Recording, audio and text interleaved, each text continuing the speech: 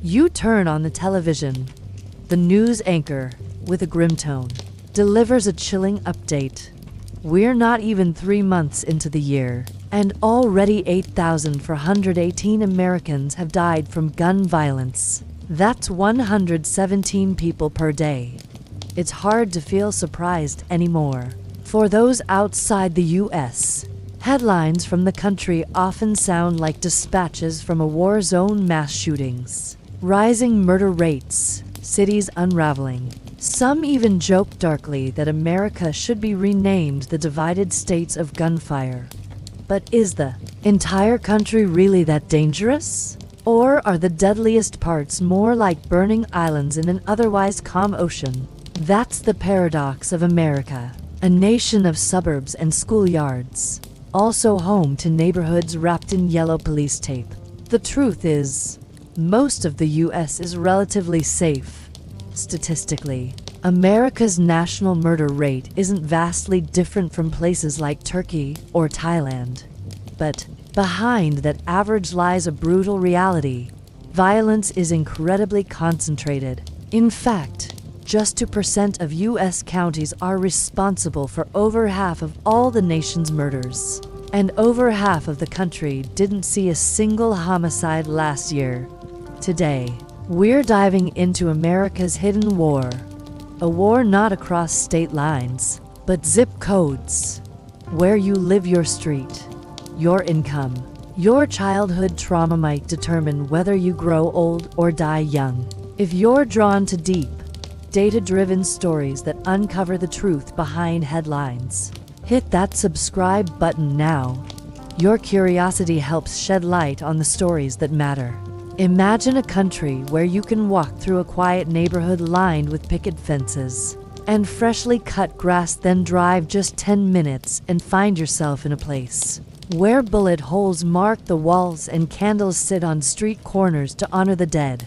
That's the schizophrenic geography of violence in the United States. It's not that the entire country is engulfed in chaos. Rather, the carnage is concentrated, carved into specific places like scars on an otherwise unblemished skin. In 2020, the U.S. saw a spike in its murder rate: 7.8 intentional killings per 100,000 people, a sharp rise from just a few years earlier. But even that grim national statistic hides a crucial truth. Over 50% of counties in the U.S. reported 0 homicides that year, none. Meanwhile, a mere 2% of counties accounted for over 56% of all murders. Go deeper, and you'll find that within those counties, just a few zip codes or even specific neighborhoods bear the brunt of the violence. Take Los Angeles County, for instance. It's massive, home to more than 10 million people. And while headlines may scream of rising violence, the truth is that 2/3 of the county remains relatively safe. It's the remaining 1/3 places like South LA that experience trauma daily. In fact, 10% of LA County zip codes account for 41% of all homicides. This is the American contradiction, a nation where safety and savagery live side by side, where the reality of your life depends less on national trends and more on your area code. In America, your address may be the single greatest predictor of whether you'll live to see old age or be buried too young. To understand America's homicide crisis, you need to stop thinking in terms of states and start thinking in terms of neighborhoods. Because not all parts of a city share the same fate. You can live in one zip code and enjoy a life expectancy of 85 years, then walk 10 blocks and lose 20 years of that hope. Let's look at Baltimore. In one area called North Baltimore, Homeland, residents can expect to live until the age of 84. But just a few miles away, in Clifton, Berea, the average life expectancy drops to just 66.9 years. In Greenmount East, it's 67.9. In Druid Heights, an area deeply scarred by poverty and crime, it's only 68.2 years. That's nearly the same as Bangladesh or Guatemala. This isn't just about murders. It's about a system where people in poor neighborhoods see doctors less, eat worse, and live in environments riddled with stress, lead exposure, trauma, and unemployment. It's about deaths of despair, overdoses, liver failure, suicide, symptoms of lives spent in economic quicksand. But in those same communities, when people do die by violence, it's often not random. It's a pattern. In West Baltimore, one resident told a journalist, "Every time you turn on the TV, somebody's dying. Every day. All day. The violence is so constant, it becomes background noise." And this pattern isn't just in Baltimore. It's in Memphis, Chicago, Detroit, St. Louis, cities where a few neighborhoods account for nearly all the killings. This isn't an epidemic across a nation. It's a fever that flares up in the same small rooms, year after year. So when people say, America has a murder problem, they're only half right. America has a concentration problem where hopelessness, poverty, and violence are packed into suffocating corners no one else wants to see. If you want to predict someone's risk of being murdered in the United States, don't ask about their age, gender, or even their criminal history. Ask for their zip code. That 5-digit number carries more weight than most people realize. It silently encodes poverty, levels, educational attainment, racial segregation, healthcare access, and most chillingly, your odds of becoming a statistic. Researchers often talk about social determinants of health, but those same forces shape violence too. The link is undeniable. Areas with low life expectancy often overlap with neighborhoods that experience the highest homicide rates. The same structural conditions, underfunded schools, food deserts, chronic unemployment create a pressure cooker where tempers boil faster, and the consequences are deadly. Let's take Shelby County, Tennessee, home to nearly 1 million residents, including Memphis. On paper, the county's average life expectancy is 75.5 years. But again, that's just the average. Dive deeper into the neighborhoods, and you'll find pockets where life expectancy plummets into the 60s.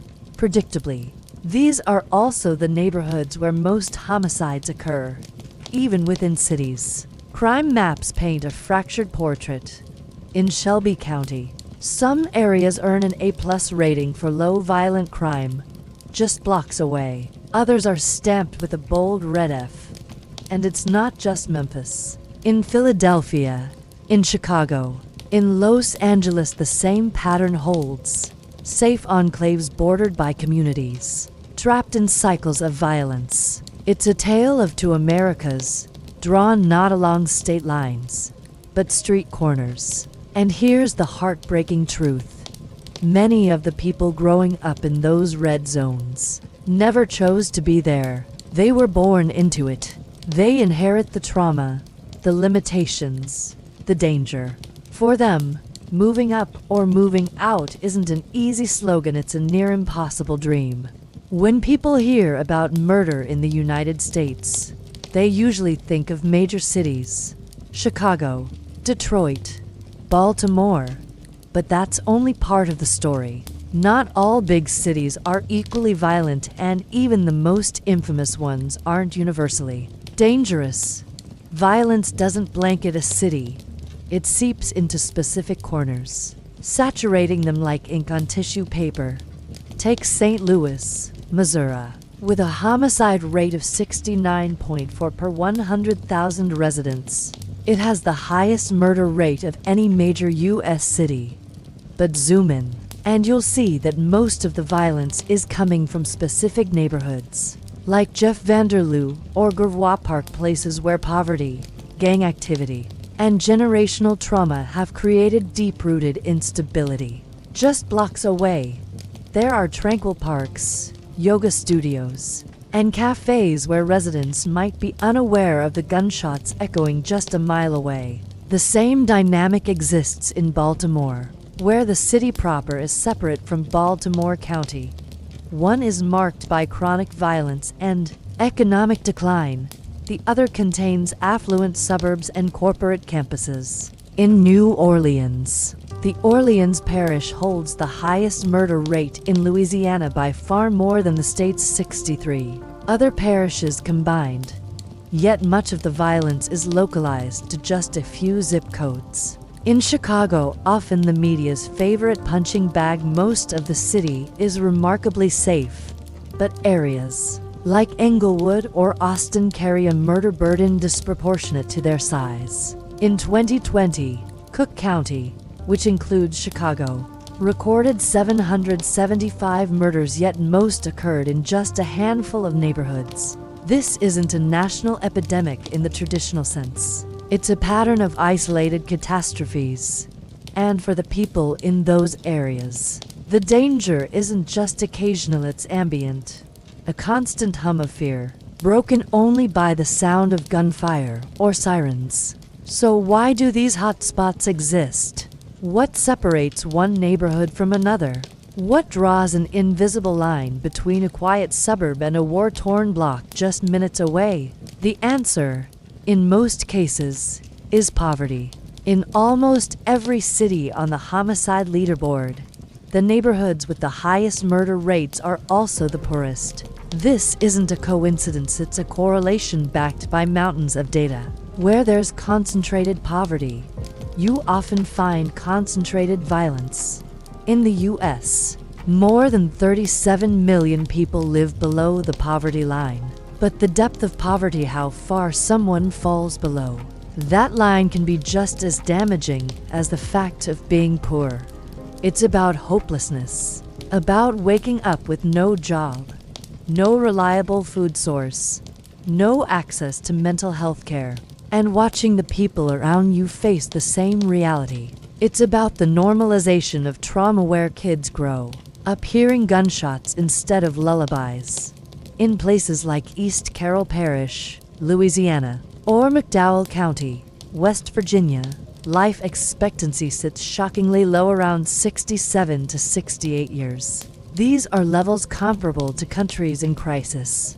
And while not every early death is due to violence, the underlying cause is the same: systemic neglect. Obesity rates in impoverished areas are 145% higher than in wealthier areas. Access to preventative care is a luxury. Mental health treatment is rare. And in communities overwhelmed by addiction, untreated PTSD, and economic stress, violence becomes just one more symptom of a deeper sickness. America is the richest country in the world, yet it hides pockets of third world conditions within its borders. And those forgotten corners are where death lingers longest, not just through disease or overdose, but through the barrel of a gun. When we talk about violent crime, we often imagine a clear motive: robbery gone wrong, revenge, or gang retaliation. But in many of these high-crime areas, violence doesn't always come from rational decisions. It often emerges from despair. Not calculated evil, but emotional collapse, a snap under pressure. Sociologists and psychologists call this phenomenon deaths of despair, a cluster of outcomes like suicide, overdose, and yes, even homicide, which are often born from the same toxic mix: poverty, isolation, trauma, and chronic stress. These deaths aren't always driven by intent. Sometimes, they're explosions, raw emotional reactions to a life without hope. In places like Kensington Avenue in Philadelphia, you can see this despair up close. Once a hub of blue-collar work, the neighborhood was gutted by deindustrialization. Today, its streets are lined with abandoned factories, makeshift tent cities, and drug markets operating in broad daylight. Crime here doesn't just happen, it festers. One tragic example: a young woman, addicted to heroin, was found burned to death in a public park. It wasn't just a homicide, it was a portrait of systemic collapse. A life neglected, exploited, and ultimately destroyed in a place where humanity has slipped through the cracks. And Kensington isn't unique. There are dozens of Kensingtons scattered across the U.S., buckets of hopelessness in cities that appear vibrant from afar. In these places, gun violence becomes more than a crime, it becomes an outlet, a language of pain. The war on poverty wasn't lost because people didn't try. It was lost because society stopped listening. And when you stop hearing the pain of your most vulnerable, don't be surprised when that pain speaks back in gunshots. Zoom into any murder hotspot in America, and you'll likely find another recurring character. Gangs. Not just street-level thugs, but organized networks that stretch from city blocks to international cartels. And at the heart of their operations, drugs. Despite over $1 trillion spent on the war on drugs since the 1980s, illegal narcotics still flow freely through America's poorest neighborhoods. In fact, the war itself has arguably made things worse by criminalizing addiction and flooding impoverished areas with police instead of treatment. The U.S. inadvertently built a lucrative underground economy, one where violence is the currency of survival. In neighborhoods where legal employment is scarce, gangs offer something that a decaying economy cannot: cash, power, respect, and community. However twisted, young people growing up in environments with no upward mobility may see gang affiliation not as a choice, but as inevitability. It's a job, a family, a shield, and once you're in, violence becomes part of the daily routine. According to the National Gang Center, there are over 20,000 active gangs in the United States, involving nearly 1 million members. Most of their violent activity is hyper-concentrated in areas already suffering from high unemployment and community disintegration. These groups aren't just fighting over turf, they're fighting over market share, reputation, and survival in a world that has little else to offer. Removing drugs from the equation isn't as simple as passing a law. Prohibition never works in isolation. The real enemy isn't the drugs, it's the conditions that make people need them, sell them, and kill for them. Until America rethinks how it treats addiction not as a criminal offense, but as a public health crisis, the murders tied to drugs and gangs will keep coming. Of course, despair alone doesn't kill. Neither does poverty. What makes America unique is how easily pain can turn into bloodshed, and the bridge between emotion and execution is often a firearm. The U.S. doesn't just lead the world in gun ownership, it eclipses it. While the official registry shows around 1 million legally registered firearms, estimates suggest that over 392 million guns circulate freely across the country, many untracked and unregistered. That's more guns than people, and the access isn't limited by region. While most gun owners live in rural or suburban areas, often citing hunting or self-defense as reasons, many of the weapons used in urban killings are obtained through illegal means. Black markets, straw purchases, and stolen firearms form a shadow pipeline that funnels weapons directly into communities already on the brink. A report from Pew Research showed that 30% of Americans personally own guns, and another 36% live in households that contain them. Among those owners, 48% said their primary reason was protection, not sport. The irony is stark. Many Americans buy guns to feel safe, but in neighborhoods where guns are everywhere, no one feels safe. And when a conflict does erupt, a gun turns a shouting match into a murder scene in seconds. Unlike knives or fists, firearms escalate disputes to deadly levels almost instantly. Whether it's a domestic argument, a gang feud, or an impulsive act of revenge, the sheer presence of a gun changes everything. In places where trauma is normalized and tempers are short, easy access to weapons makes every emotional outburst a potential tragedy. In other countries, a bad day ends with a slammed door. In some parts of America, it ends with a funeral. In the face of rising murder rates, the reflexive solution for many American cities has been simple: more police, more boots on the ground, more armored vehicles, more budgets, and in some areas, more militarized presence than actual soldiers in a war zone. But does this strategy work? Let's look at Los Angeles. In 2020 alone, the city experienced a 37% rise in violent crime, despite having one of the largest and best-funded police departments in the country. LAPD's budget at times has reached over $3 billion annually. Yet, murders continue to concentrate in areas like South Los, specifically within the 77th Street Division, Southeast Division, and Newton Division.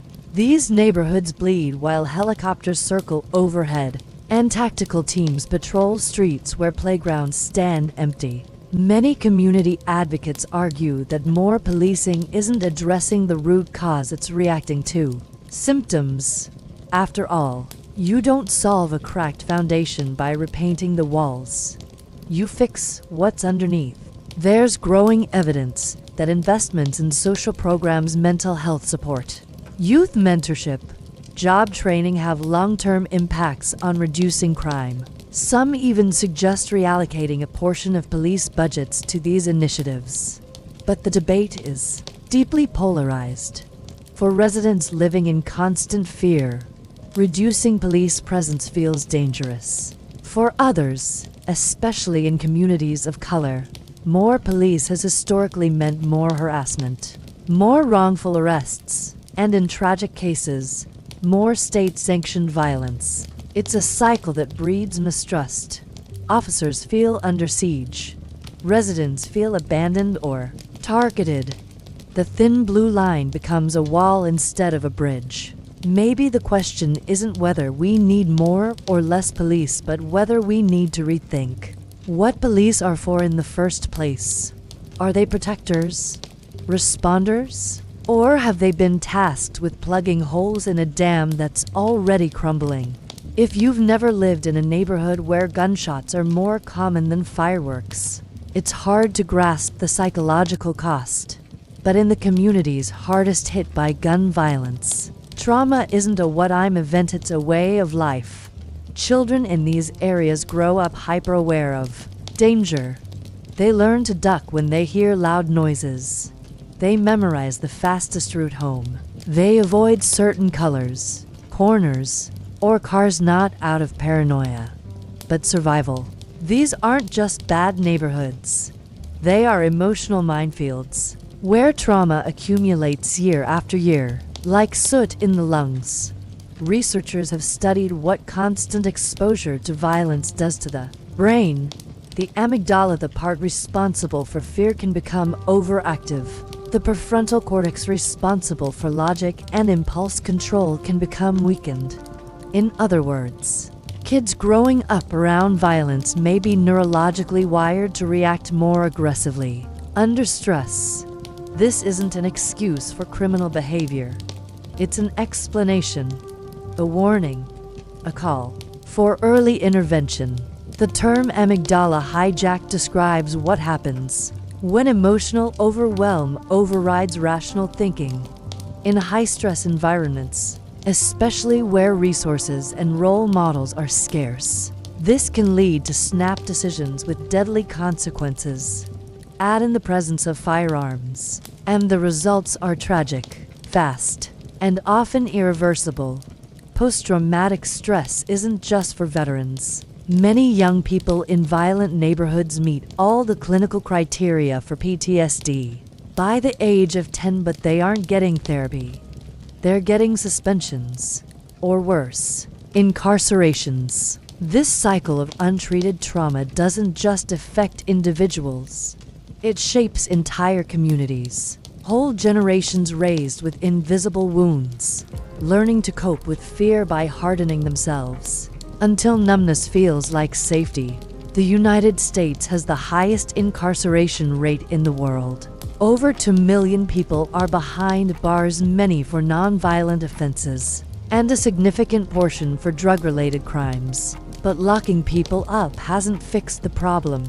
In fact, it may be feeding it. Roughly 1 in 5 incarcerated individuals in the U.S. are there for drug violations. The war on drugs, launched in the 1980s, promised to end addiction and clean up communities. But after decades and over $1 trillion spent, drug use remains rampant and violent crime still thrives in the same neighborhoods that were supposed to be saved. When someone is incarcerated, especially for minor offenses, the punishment extends far beyond their sentence. They return to society with a criminal record, limited job opportunities, and few social services. Many lose access to housing or voting rights. Some can't even qualify for basic food assistance. The stigma follows them, dragging them back toward the shadows. Unsurprisingly, nearly 44% of formerly incarcerated individuals in the U.S. are rearrested within just 1 year. This revolving door of prison and poverty traps families in generational cycles of disadvantage. Children grow up with incarcerated parents. Communities become hollowed out. Hope is replaced with survival instinct. Michelle Alexander's groundbreaking book, The New Jim Crow, argues that the U.S. criminal justice system disproportionately targets Black Americans, especially through drug enforcement. Despite similar drug usage rates across races, people of color are far more likely to be arrested and imprisoned. And once inside the system, the likelihood of falling into deeper poverty and being exposed to more violence increases dramatically. Prisons haven't solved the root causes of crime. They've just moved the suffering out of sight without truly breaking the chain. And in doing so, they've helped build a quiet, national machine of despair. Let's talk plainly. Race matters in America's violence equation. Not because of biology, but because of history, structure, and opportunity. The data is unambiguous. African Americans are disproportionately affected by gun violence and homicides. In 2020, the homicide rate for Black Americans surged to 26.6 per 100,000, nearly 12 times higher than that for white Americans. But what explains this staggering difference? It's not about innate tendencies. It's about systems. It's about where people are allowed or forced to live, what schools they can attend, what jobs they can access, and how safe their environments are. Black communities are more likely to be in segregated neighborhoods, under-policed for protection yet over-policed for punishment. They often face underfunded schools, limited mental health resources, and generations of economic disadvantage. The result: vulnerability to all forms of violence, physical, psychological, institutional. Native Americans, too, face shocking numbers. In 2020, their gun-related death rate rose to 8.1 per 100,000. For Hispanic Americans, it reached 4.5. By contrast, white Americans, many living in rural or suburban areas far removed from violent crime zones, had a rate of just 2.2. This isn't just about where people live. It's about why they live there. Decades of redlining, discriminatory housing policies, and wage gaps didn't just build economic inequality, they built murder maps. Entire neighborhoods were starved of opportunity while being flooded with stressors. Add an easy access to guns, and you get explosions of violence that mirror social collapse. And yet, these communities are more than statistics. They're vibrant, resilient, and resourceful.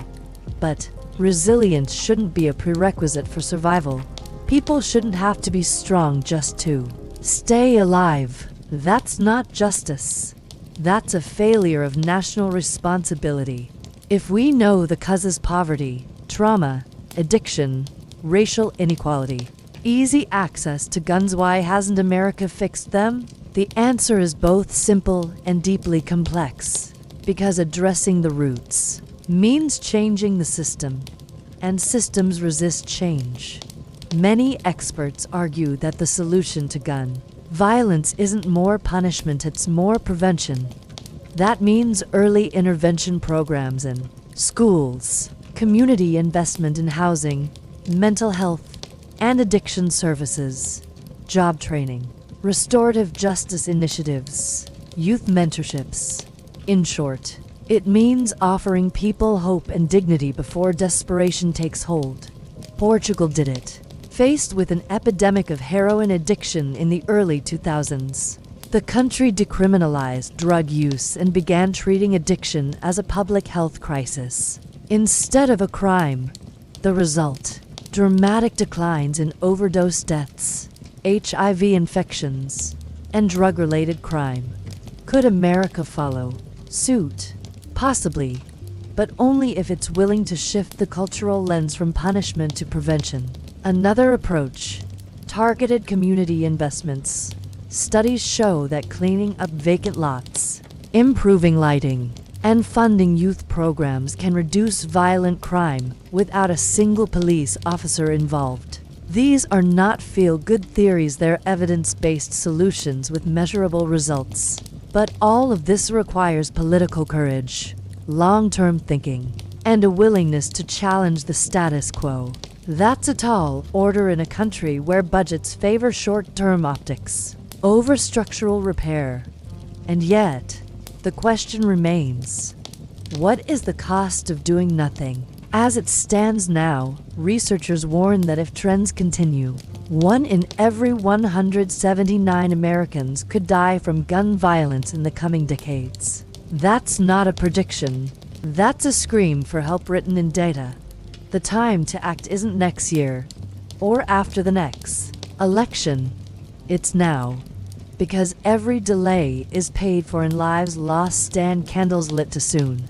As we close this deep look into America's gun violence crisis, the picture is both devastating and clear. The United States is not one battleground but many. And the war is not nationwide, it's neighborhood by neighborhood, block by block, heart by heart. This is not a country defined by chaos, but a country divided by circumstance. In one zip code, a child practices piano after school. In another, a child learns to drop to the floor when they hear a pop. The difference between those lives is not fate, it's infrastructure, opportunity, and the will of a society to care. Yes, America has more guns than people. Yes, some communities are trapped in generational cycles of violence and despair. But beneath the blood stains are roots that, if tended, could grow into something better. No one is born violent. No child dreams of growing up to hold a gun in trembling hands. They become products of their environment when hope is stripped away. And that's the real enemy here. Not just guns or gangs, or even poverty itself, but the hopelessness that convinces someone that life is cheaper than a bullet. Fixing this isn't about one law or one election. It's about a fundamental shift in how a nation sees its people, not as threats, but as lives worth investing in. Lives that deserve more than sirens and headlines. The future doesn't have to be more crime scenes and candlelight vigils. It can be rebuilt schools, funded clinics, clean parks, and second chances. If this story opened your eyes or moved your heart, consider subscribing to this channel. We tell the stories that matter, the stories that often go unheard. Because truth deserves a voice. And hope, no matter how small, deserves a chance.